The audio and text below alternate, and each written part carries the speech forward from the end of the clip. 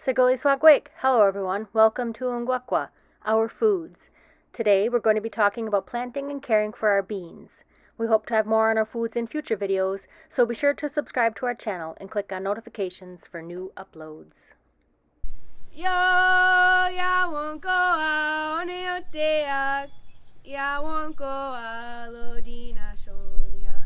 Ya won't go out, Sojina Weha. Sojina Weha, we are Hinega, now we are here. For me, beans have been some of the most forgiving and generous plants here at our farmstead. They come in all sorts of shapes, sizes, and colors. It can be tricky to keep track of beans and their names because many beans look alike but are actually totally different varieties.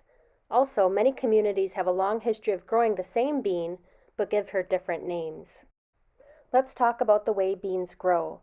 Bush beans grow near the ground and typically stay in the shape of, you guessed it, a bush. They don't need any supports or trellising to grow.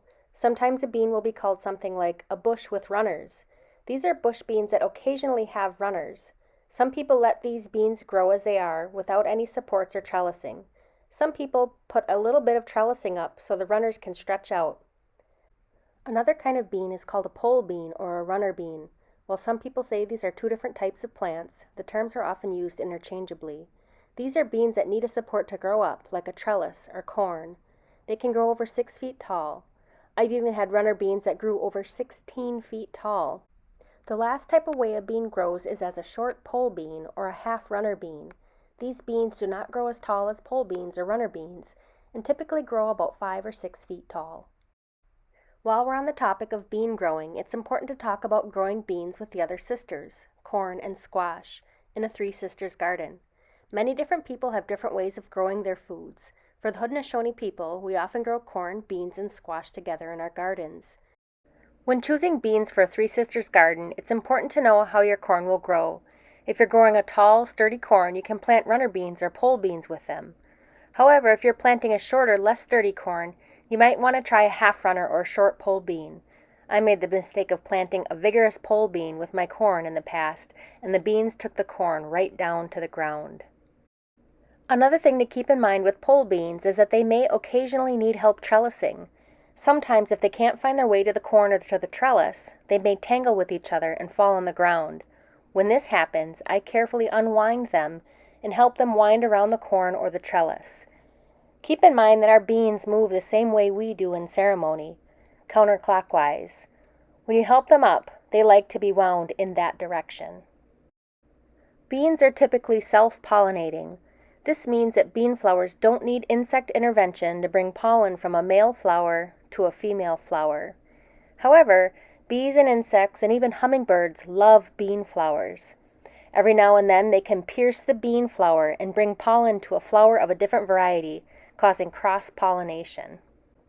To avoid cross-pollination, you can plant your bean varieties far apart from each other. Different people have different ideas about how far apart is far enough. But consider how far insects can travel. Cross-pollination can happen even if you're very careful.